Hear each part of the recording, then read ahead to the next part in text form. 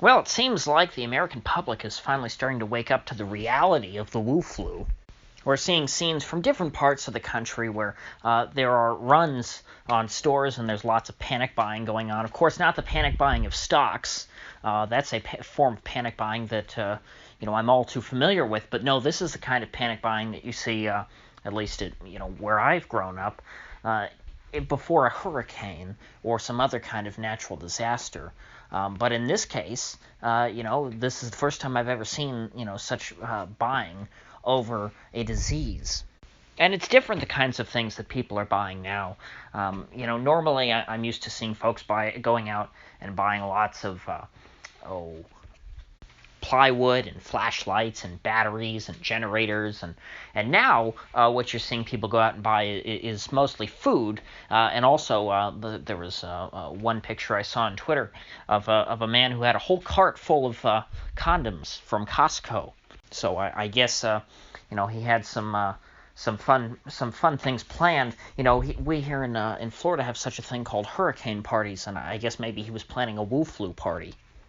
But I think the panic that some people are coming to, and I don't want to overemphasize and say that people doing anything to prepare are panicking, because that's certainly not the case. I mean, that's really a really bad stereotype that I guess, I don't know if it's our culture or the government or what, has created in terms of anyone who wants to prepare for any sort of disaster. If you have any sort of dry, shelf-stable food in your home, well, then you're considered a prepper.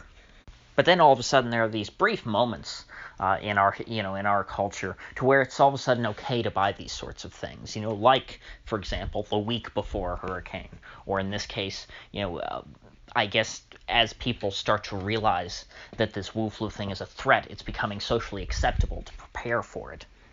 But the risks that they're preparing for, I just think are not really it's not what I'm worried about. It's not my biggest worries. Obviously, is it possible, if you get quarantined, that you won't be able to get food and stuff like that, and you want to have food in your house and bottled water? I mean, I guess. But to me, a much more clear threat that's going to affect everyone is the breakdown in global supply chains. I mean, this is what I've been worried about from the very beginning. And perhaps even worse than that, because of course, the supply chains, I do think, can be repaired at some point after this disease subsides or people learn to live with it. After this initial sort of fury over the virus is over and done with, and people get back to work. You could say, okay, well, China can start back up the factories and start shipping things out again. But I don't think that by that point that there will be, that they'll have so many buyers left anymore, because, we here in America have been living for the last 10 years on, the latest Fed-created bubble.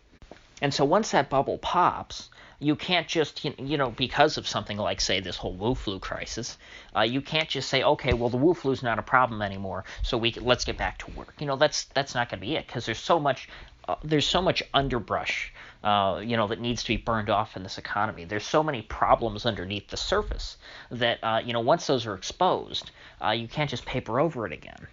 And so the result will be, a very bad depression that is not directly caused by this whole coronavirus epidemic. And that's really what people should be preparing for more than anything.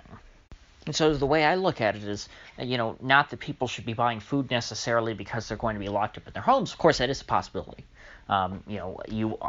I would think that, if you're going to get quarantined, it'd be nice to have the food already in your house, and you don't have to worry about the government, coming and supplying you in some sort of, Meals on Wheels type of operation.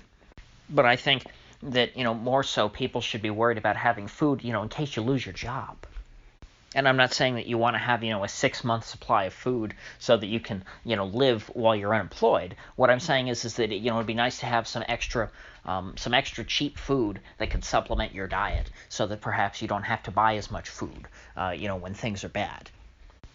Because, it's pretty much certain that if the Fed is not able to stop this hemorrhaging in the stock market, well, then things are going to get very bad very quickly here in America, and things are going to get bad before the next election. And the Fed now has what, 175 basis points left to cut before they get to zero. And you say, well, sure, yeah, but they can go negative just like Japan and Europe. And, that's true. So maybe they will be able to stop us from going into a major depression. Maybe they will be able to limit this, from becoming a collapse and just, leave it as a very heavy malaise that we will never recover from. That at this point, I think, is understandably, a better alternative. If the Fed is able to cut rates back to zero, go back to QE, and just sort of stop the bleeding. Let's say we become like Japan and Germany, to where you have 0% economic growth. That is a better alternative, to a depression. In other words, people in this country will be hungry, but they won't starve. Of course, I still think that it would be probably unlikely that, even if we went into a very severe depression, that there would be, something such as actual starvation on a mass scale in the U.S. I mean, what I mean is hungry versus starving in a colloquial sense, a relative sense. But of course, that is, assuming that, the best case scenario here, that supply chains are repaired in due time, and that, all we have to really worry about here is the bursting of the Fed's bubble, which again, really is something we shouldn't have to be worrying about to begin with. If the Fed hadn't created this bubble to begin with, then we could focus entirely on responding to this whole Wu flu thing and trying to crush the virus. But, if things are really as bad as they look, well then, this thing may be with us for quite some time, in which case, what the Fed does is of no consequence, because, the supply chains will remain broken for the foreseeable future. And so manufacturing all around the world will come to a halt. This will be the first major supply-side shock since, I guess, the 1970s with the whole OPEC oil embargo. But even that qualitatively was very different from this, because that was something that was spread out evenly across the entire economy, because what the economy was starved of was fuel. It was the lifeblood of the economy. But you didn't have something so direct like this disruption of supply chains here, to where literally things cannot be produced. It's not like, if oil prices go up, you produce less, but you can still produce things, if that makes sense. The difference is not, what can be produced, but a matter of how much can be produced.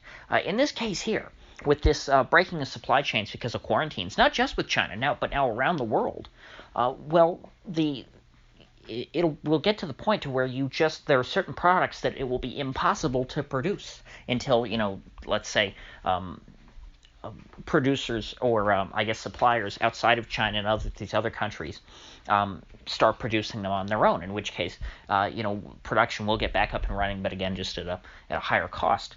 What we'll probably see is more production, I guess, starting up perhaps in domestically. You'll have less international supply chains. You'll have more things that are made entirely in the United States, rather than being assembled in the United States from a bunch of parts that are made in countries like China and Vietnam or Germany or all these other places. But that's a very long down the road. That is that's something that takes 20, 30 years to get established, to essentially completely reconfigure an industrial economy like that. And even if, so, in sum, if people really are waking up to the fact that this Wu flu thing, might be a problem, and all they're doing is going out and buying bottled water like this is a hurricane, I don't think that people really realize what the true risks here are. Because we really can't prepare, any of us, for what really, the worst case scenario would be. And that's partially why I've done almost nothing to prepare for this. Sure, I have I have a lot of stuff in the freezer and canned goods and rice in the pantry, but I always have that. I haven't bought anything extra. Because this isn't a hurricane. This isn't something that just comes and goes quickly. It's not going to be a wave of disruption, in the way that people, traditionally would think of it. This is something that, has the potential, if things continue going the way that they have been over the last month, to seriously impact the structure of our entire society. So with that said, if you get anything of value out of this video, I'd appreciate you clicking that like button and sharing this video. If you haven't already, please do subscribe, because I do upload every day and I'd hate to have you miss one. So I'll see you folks back here tomorrow.